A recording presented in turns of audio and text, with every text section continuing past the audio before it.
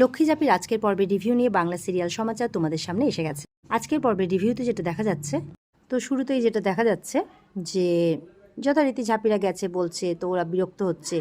এবার দীপ বলছে দেখুন এতক্ষণ আপনাদের সাথে অনেক ভদ্র ব্যবহার করছি, এবার কিন্তু আপনাদের সাথে অভদ্র ব্যবহার করতে বাধ্য হব। এবার দীপের মা বাবা এগিয়ে আসতে গেলে তখন উৎসব বলছে দাঁড়ান, ওখানেই দাঁড়ান, এরমভাবে বলছে। কাসাই দৌড়ে এসে বলছে ঝাপি একটু বল না যে ওনার কি আগে কখনো অ্যাক্সিডেন্ট হয়েছিল। এইসব কথা শুনে তখন উৎসবে বাড়ির লোক বলছে এসব আপনি কি বলছেন, অ্যাক্সিডেন্ট কেন হতে যাবে। ঋষভও বলার চেষ্টা করছে দেখুন কথাটা বোঝার চেষ্টা করুন, আমাদেরকে বুঝতে পারছেন তো।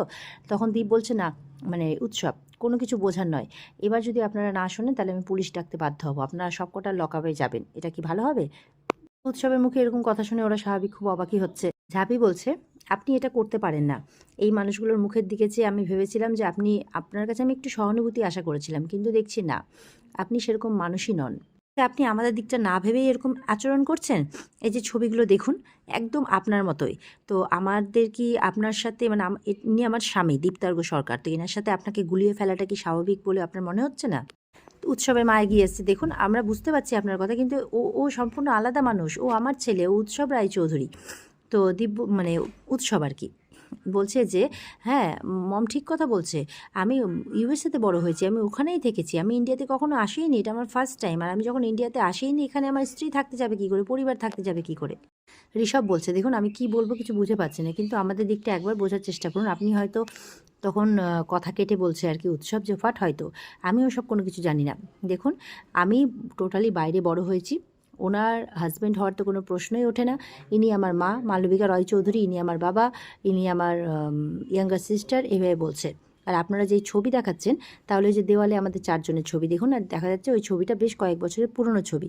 তো ওই যে আমাদের ছবি, তাহলে আমাদের কাছেও তো ছবি আছে। আপনারা কি বলতে চাইছেন যে এনারা মানে যে আমি আপনাদের বাড়ির ছেলে, এনারা আমাকে উৎসব রায়চৌধুরী সাজিয়ে এখানে রেখেছে, এটা আপনি বলতে চাইছেন? এটা হতে পারে? দেখুন ফার্দার যদি আপনারা আমাকে ডিস্টার্ব করার চেষ্টা করেন, তাহলে কিন্তু আমি লিগ্যাল স্টেপ নিতে বাধ্য হব। ঝাঁপি বলছে তার দরকার পড়বে নাই, তার কারণ আপনি আমার হাজব্যান্ড হতেই পারেন না, কারণ আমার হাজব্যান্ড ইমোশনের দাম দিতে জানতো। উৎসব তখন ঝাঁপির দিকে তাকাচ্ছে।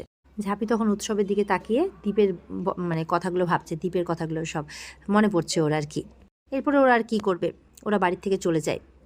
আর ওদিকে আগে মাগে উৎসবও চলে যায় ভেতরে, ওরাও বেরিয়ে যায়, আর মুখের উপরে দরজাটা লাগিয়ে দেয় উৎসবের মা। এবার অবাক করা কাণ্ড, যখনই চলে গেল ঝাঁপিরা, ঘরের দরজা লাগাতেই মালবিকা মানে যে উৎসবের মা, সে তার হাজব্যান্ডকে বলছে এবার কি হবে, ওরা যদি আবার ফিরে আসে। বলে চিন্তা করো না, বলছে এত বছরে তো কোনো কিছু হয়নি, আর এখন আবার হঠাৎ করে বলে কিচ্ছু হবে না, আমরা তাড়াতাড়ি কলকাতার কাজটা সেরে ইউএসএতে ফেরত যাব। তখন মালবিকা বলছে আমি অনেক কষ্টে আমার ছেলেকে আবারও ফিরে পেয়েছি, আমি ওকে হারাতে পারবো না। বলে চিন্তা করো না, কিছু হবে না। মানে কথাটা শুনে বুঝতেই পারছেন এর পেছনে কোনো একটা কাহিনী নিশ্চয়ই আছে।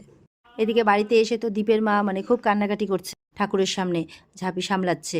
তো বলছে যে আমার মন বলছে ওটাই আমার ছেলে, আমার বাবানকে আমি চিনতে পারবো না, কিন্তু আমার বাবান আমাকে কেন চিনতে পারলো না, এত বছর পর আমি কেন আমার বাবানকে বুকে জড়িয়ে ধরতে পারলাম না, যদি তুমি নাই ফেরাবে তাহলে কেন ওকে আমার সামনে আনলে, এরকমভাবে বলছে আর কান্নাকাটি করছে। ওদিকে সবাই কাঁদছে। তখন নীলু ঢুকেছে ঘরে। নীলু সবাইকে এরকম কান্নাকাটি করতে দেখে যথারীতি খুব অবাক হচ্ছে। নীলু এসব দেখে অবাক হয়ে কাসাইকে বলছে কি হয়েছে। কাসাই বলছে বাবা তোমার আসার এখন সময় হলো, আমি তো ভাবলাম আজকে তুমি ফিরবেই না। বলে এরকমভাবে কেন বলছো, বলে আমি এমভাবেই কথা বলবো গো, কিচ্ছু করার নেই। তখন কাসাইকে সাইডে নিয়ে গিয়ে বলছে যে কি হয়েছে। বলছে যে তোমাকে ফোন করলে ফোন ধরো না, একটা কল ব্যাক করারও প্রয়োজন বোধ করো না, আর এখন তুমি জানতে এসছো কি হয়েছে। তো বলছে দেখো কাসাই আমি ব্যস্ত ছিলাম, আর এইসব কথা এখানে বলা কি খুব দরকার, দেখতেই পাচ্ছ বাড়ির পরিস্থিতি কি হয়েছে আমাকে সেটা বলো। তখন কাসাই বলছে যে এরকম ওর দাদা ভাইয়ের মতো দেখতে একজনকে দেখেছে, কিন্তু সেই তাদেরকে চিনতে পারছে না, নাম বলে যে উৎসব রায়চৌধুরী, ওই রায় ইন্ডাস্ট্রির মানে মালিক, এইভাবে বলে। তো মানে যথারীতি অবাক হয় নীলু কথাটা শুনে, কি দীপ দীপ উৎসব রায়চৌধুরী। তো বলছে হ্যাঁ। বলে ঝাঁপি কি শুনছি এসব, ঝাঁপি তো ওর শাশুড়ি মাকেই সামলাচ্ছে আর কি। তখন নীলু নিজে নিজে এবার সোশ্যাল মিডিয়াতে চেক করছে উৎসব রায়চৌধুরীর অ্যাকাউন্টটা, মানে চেক করছে আর কি, উৎসব রায়চৌধুরীর স্ট্যাটাসটা জানার চেষ্টা করছে। দীপের বাবা তো বলছে যে মন থেকে মেনে নাও অজন্তা, মনকে শক্ত করো, ও আমাদের ছেলে নয়, ছেলে হলে আমাদের চিনতে পারতো না। তো দীপের মা বলছে কি করে মেনে নেবো, তুমি নিজে মন থেকে মানতে পারছো এই সত্যিটা। নীলু সব কিছু প্রোফাইল চেক করার পর বলছে যে আমার মনে হচ্ছে যে বাবা ঠিক কথাই বলছে, যে ও দীপ নয়, ও একজন এনআরআই, ওই ইউএসএতেই বড় হয়েছে, ওখানে ওদের ব্যবসা মানে অনেক বড় ব্যবসা, এক্সপোর্ট ইম্পোর্টের। এখানে ওরা রিয়েলিস্টিক ব্যবসা করার জন্য এসেছে, তো রিসেন্টলি এসেছে তাই বলছে। তো ঝাঁপি বলছে কই দেখি। তখন ঝাঁপি ছবিগুলো দেখছে যে উৎসবের সব বিদেশেই তোলা ছবি, বলে সত্যি তো, সব তো ওখানকার ছবি। তখন দীপের মা বলছে ও সব ছবি টবি বুঝি নাই, আমার মন যেটা বলছে আমি সেটা বুঝি, আমার মন বলছে যে ওই আমার বাবান। তো ওর বাবাকে এসে বলছে যে আচ্ছা ওর কোনো অ্যাক্সিডেন্ট হয়েছিল না তো যার জন্য ও সব কিছু ভুলে গেছে। তখন বলছে দেখো নিজের মনকে বোঝাও, মনকে শক্ত করো, তোমার মন যা বলছে তা সত্যি নয়, ও আমাদের দ্বীপ নয় তাই বলছে। তখন ওদিকে ইয়েও বলছে, মানে নীলুও বলছে যে মনকে শক্ত করো, মানে তখন আবার বাচ্চাটা এসছে, তো বাচ্চাটা এসে মামা মামা কী হয়েছে কী হয়েছে। তখন ঝাঁপি বলছে কিছু না বাবা, তুমি ভেতরে যাও। বলে না না বলো না কী হয়েছে। তখন বলছে আজকে তোমার বাবার মতো দেখতে একজনকে দেখলাম, তো সে খুব দুঃখ দিয়েছে আমাদের। বলে তাই, আমাকে বলো, আমি না আচ্ছা করে সাহায্য করে দেবো। বলে পাকা মেয়ে একটা। এই বলে ঝাঁপি তখন ওকে ঘরের মধ্যে নিয়ে যায়। তো নীলুরা দেখা যাচ্ছে খুব ভালোই বাসে মেয়েটাকে। এবার নীলু বলছে যে বাবা মা তোমরা না মনটাকে শক্ত করো, দেখো 8টা বছর হয়ে গেল, আমরা কত খুঁজেছি সবাই মিলে কিন্তু কোথাও পাইনি, এবার মনকে মানিয়ে নাও যে দীপ আর নেই, ও বেঁচে নেই।